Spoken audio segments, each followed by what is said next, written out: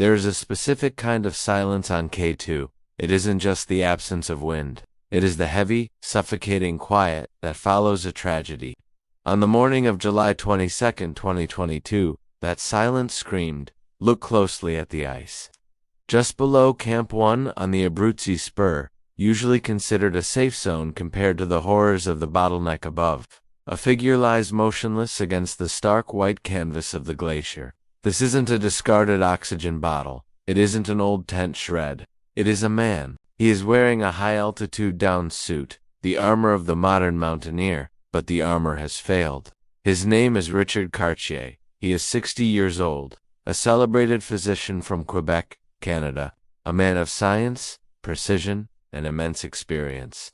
Just hours ago, he was alive, descending the fixed lines, seemingly in control. He wasn't lost in a whiteout blizzard.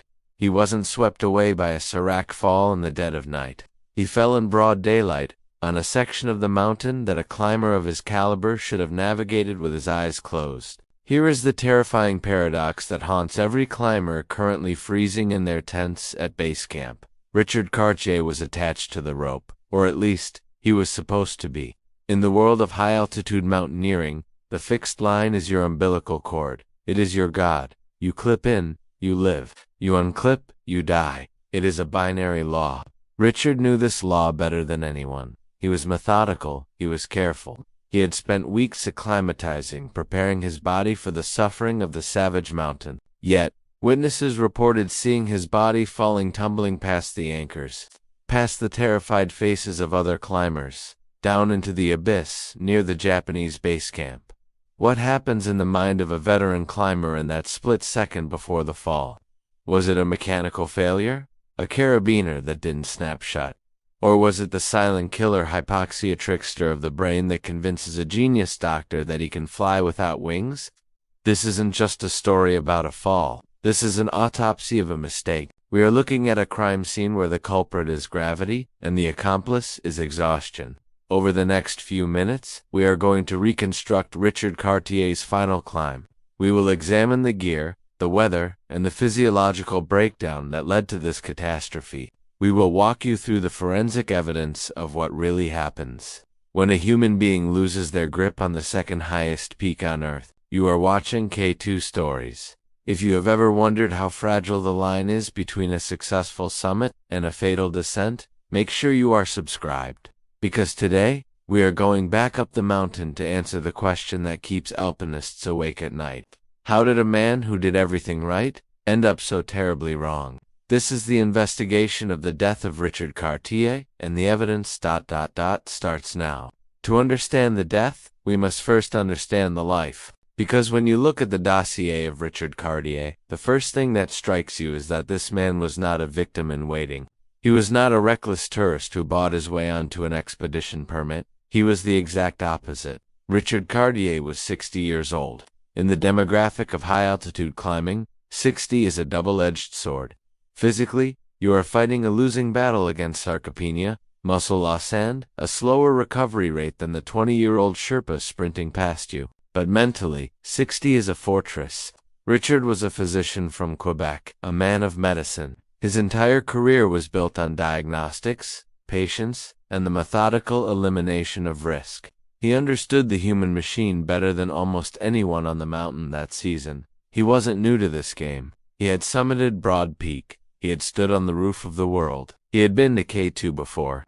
This was a man who knew exactly what the savage mountain demanded. He knew that K2 is not Everest. There is no trekking on K2. From the moment you leave base camp, the mountain stands up like a wall.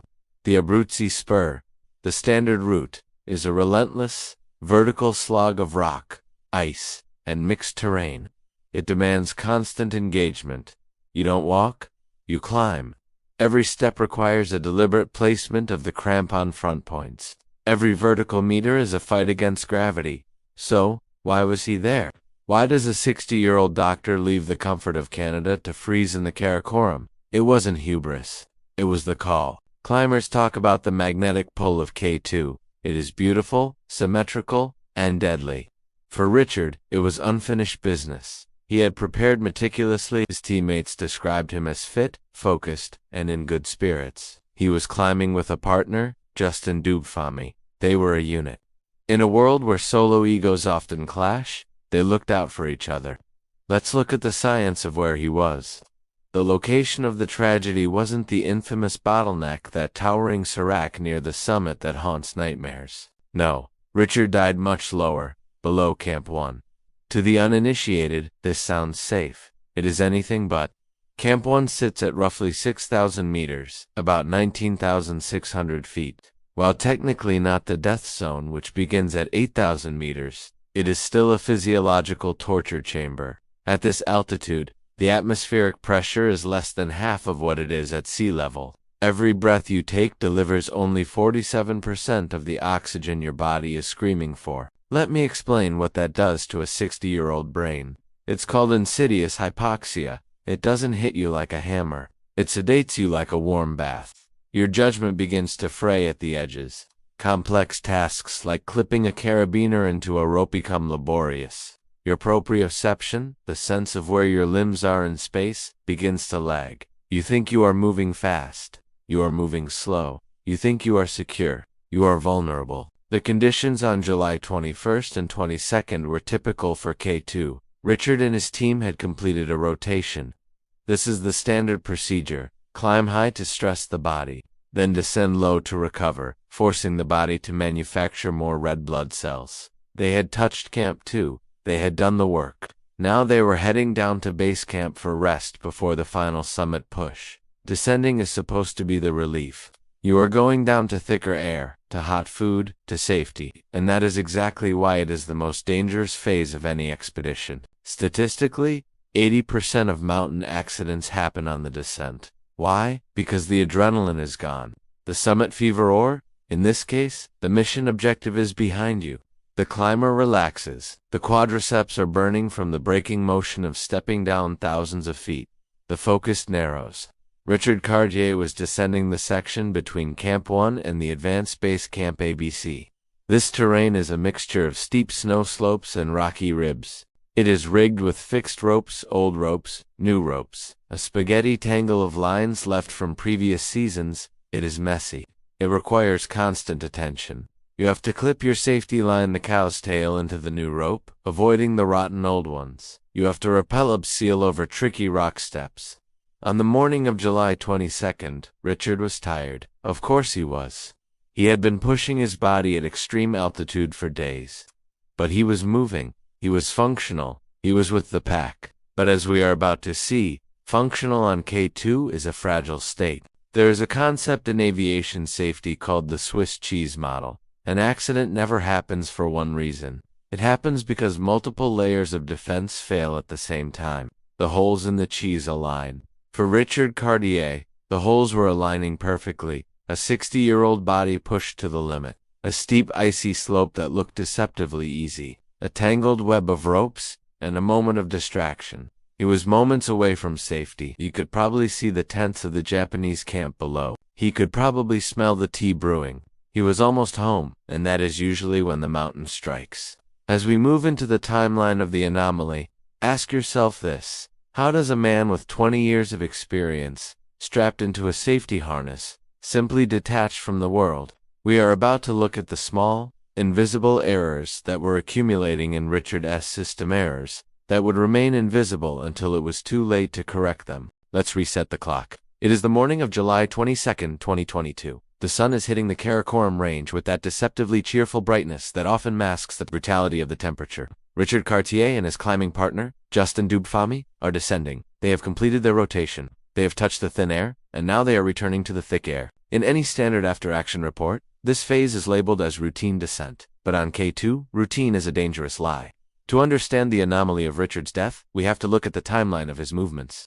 The team is strung out along the fixed lines like beads on a necklace. They are moving from camp to down toward Camp 1, and eventually to Advanced Base Camp. The terrain here transitions from steep, snowy faces to mixed rock and ice. It is messy ground. It is not the clean, vertical ice of the Black Pyramid. It is a slog. Richard is moving well, but he is moving slowly. This in itself isn't a red flag yet. He is 60 years old. He is preserving energy, but notice the posture. If we could zoom in with a high-powered lens from base camp, what would we see? We would see the climber slump, head down, shoulders hunched. Every step is a heavy, deliberate placement. Here is where the first anomaly appears: the separation. In high-altitude mountaineering, the buddy system is your lifeline. You watch my back, I watch yours. But the reality of descending 60-degree ice slopes while exhausted is that the world narrows down to a 3-foot circle around your boots. You stop looking at your partner, you start looking at your feet. Richard and Justin had been a tight unit, but on the descent, gaps open up. One climber stops to adjust a crampon, another stops to drink water. The gap widens from 10 meters to 50, from 50 to 100. Suddenly you are alone on the rope. Somewhere between Camp 1 and the Japanese camp, Richard Cartier became a ghost. Let's analyze the kill zone where he disappeared. This section of the Abruzzi Spur is infamous for something climbers call rope spaghetti. Imagine a banister on a staircase. You hold it, you are safe. Now imagine that banister is actually 20 different ropes, tangled together, frozen into the ice.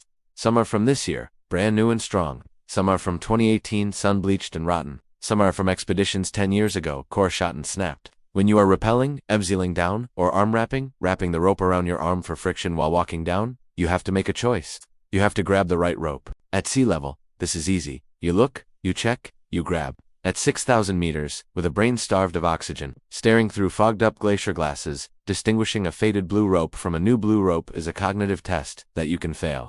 Here is the investigative theory on the decision fatigue Richard was facing. Every time he reached a snow anchor, a metal picket driven into the snow, he had to perform a sequence. Stop his descent, unclip his safety carabiner from the rope above the anchor, clip his safety carabiner into the rope below the anchor, resume descent. He had to do this dozens of times. Click, unclick, click, unclick. Repetition creates complacency, and complacency breeds the anomaly. We know that Richard was a perfectionist. He wasn't the type to be reckless, but he was also suffering from the cumulative exhaustion of days at altitude. There is a phenomenon known as it's not just falling asleep. It has a momentary lapse in consciousness where the brain goes offline for 2 to 3 seconds while the eyes are still open. Did Richard Cartier experience a microsleep at the exact moment he was transitioning between ropes? The weather logs for July 22nd show stable conditions, but temperatures were rising. This creates another hazard: soft snow. As the sun hits the face, the snow turns to sugar. Your crampons, which bit firmly into the ice at 6 a.m., begin to slip and shear at 10 a.m. Every step becomes a slip. Every slip spikes the heart rate. Every heart rate spike drains the oxygen tank of the body. The anomaly deepens when we consider the silence. Usually when a climber falls, there is noise. The clatter of gear, a shout, the horrifying sound of a body hitting ice. But reports from the mountain indicate a disturbing quiet. Justin Dubfamia arrived at the lower camp. He waited. He took off his pack. He drank some water. He scanned the white slopes above. He waited for the blue suit of his partner to crest the ridge. 5 minutes. 10 minutes. 30 minutes. Nothing. This is the gap of uncertainty. That terrifying window where you tell yourself, he's just slow. He's just fixing a bootlace. But deep down, the primal alarm bell is ringing. Justin wasn't the only one confused. Other climbers were descending. They passed the same anchors. They navigated the same ropes. They didn't see Richard sitting on a rock resting. They didn't see him stuck at an anchor. He had simply vanished from the linear progression of the descent.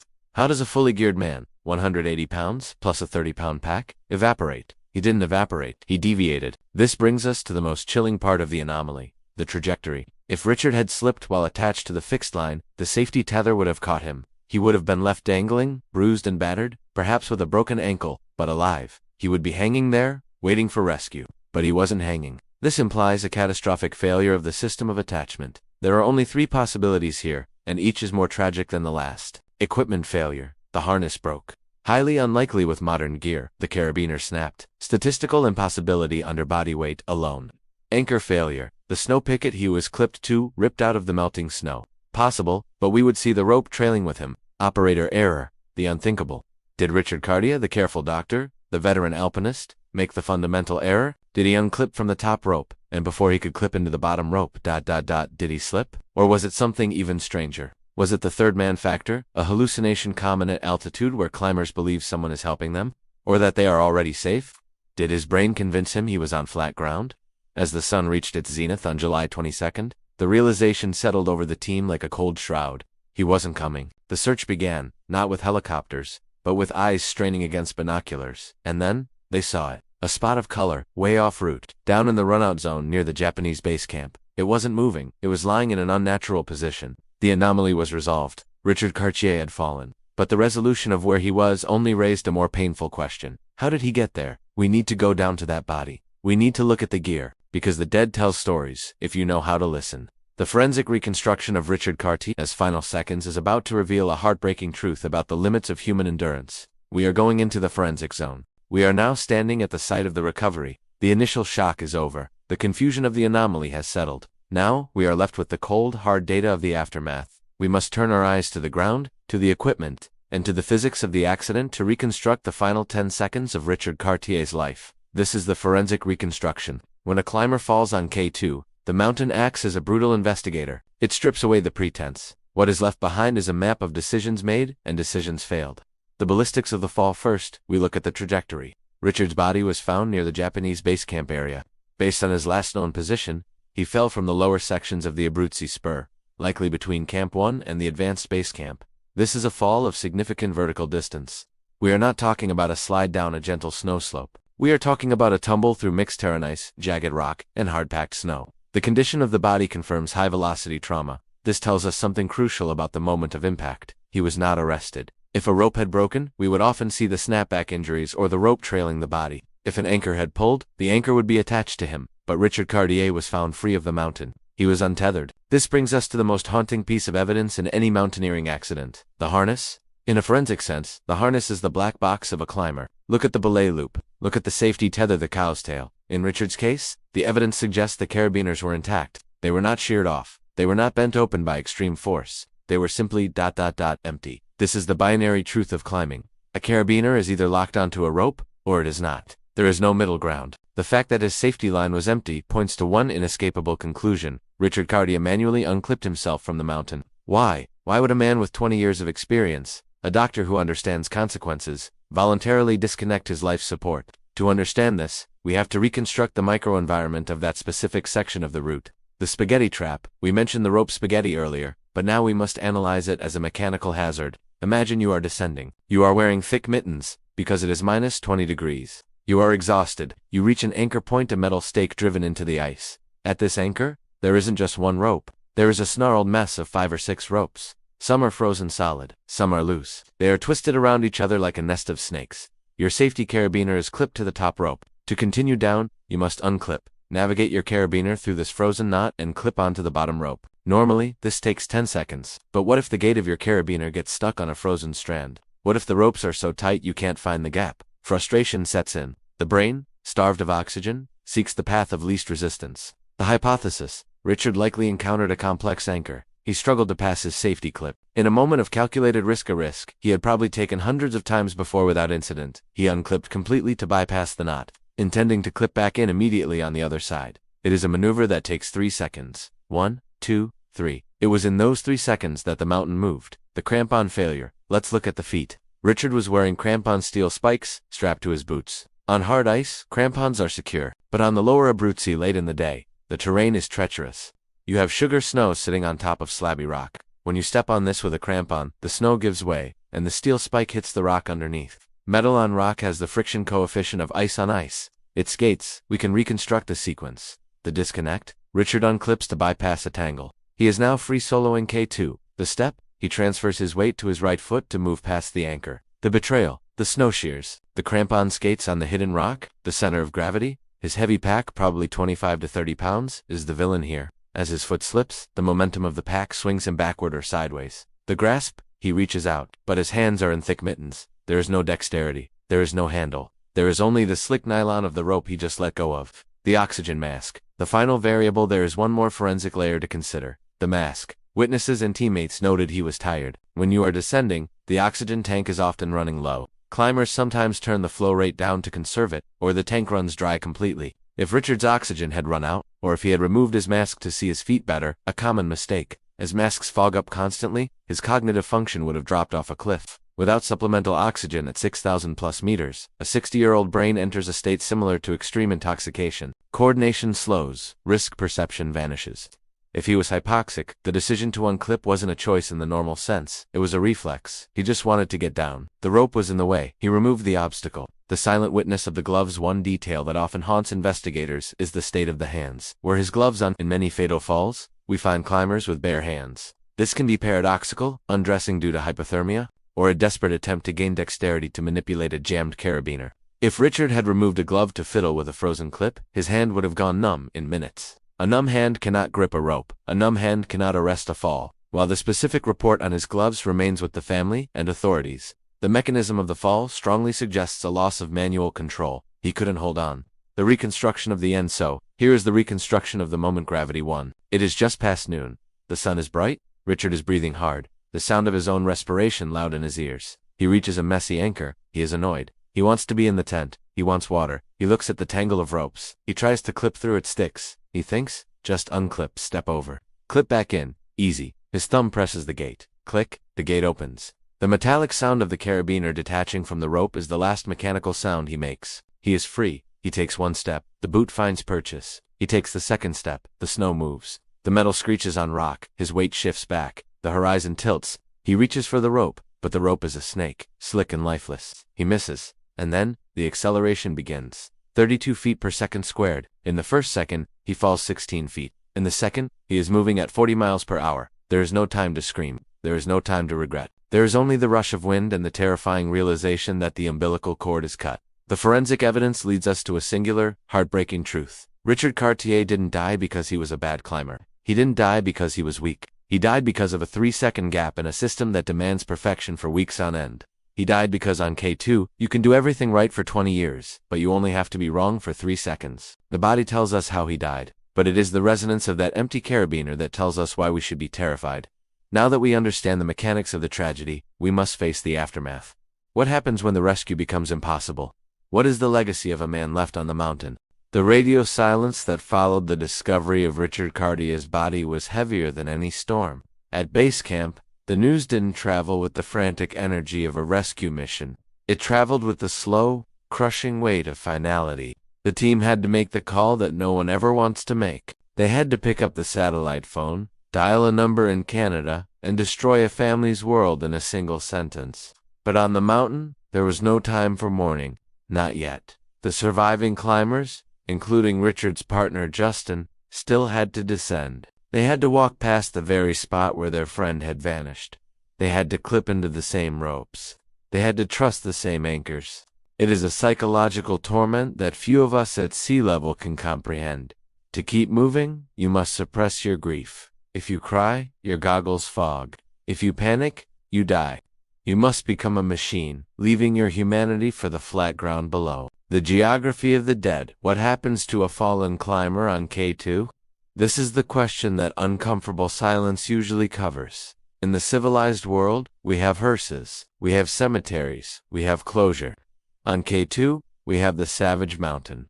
Recovering a body from 6,000 meters is a logistical nightmare. It requires a team of 6 to 8 Sherpas, risking their own lives to lower a sled down vertical ice faces. It costs tens of thousands of dollars, and often, the mountain simply refuses to give them back. Richard Cartier rests in the arms of the Karakoram. Like many before him, like Art Gilkey, like Dudley Wolfe, has become part of the geography. There is a somber beauty in this, but also a terrifying permanence. He is now an eternal watcher of the Abruzzi Spur. Future climbers, years from now, may look down and see the flash of a blue suit. They will pause. They will check their own harnesses. They will double-check their carabiners. In his death, Richard has become a silent guardian. His tragedy serves as the ultimate warning beacon for every soul who dares to tread in his footsteps. He is whispering to them through the wind. Check your gear, watch your step, stay attached. The paradox of passion. Why?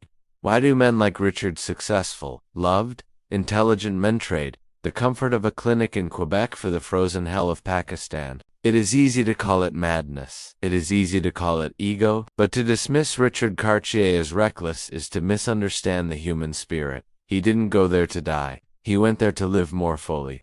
Climbers often say that life is never as vibrant, never as sharp, as it is when you are 1 inch from the edge. Richard was chasing that purity. He was chasing the version of himself that only exists in the thin air. The tragedy is not that he climbed. The tragedy is that the margin for error in his church was 0. We often talk about conquering mountains. This story proves that we never conquer them, we only survive them.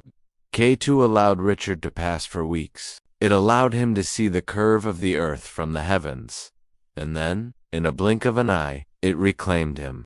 The final lesson: Richard Cartier's story is not a horror movie. It is a tragedy of inches and seconds. It teaches us that experience is not immunity. You can be a master of your craft, a doctor of medicine, a veteran of the peaks, but gravity does not care about your resume. It teaches us the value of the safety tether in our own lives. Who is your anchor? What is keeping you from the fall?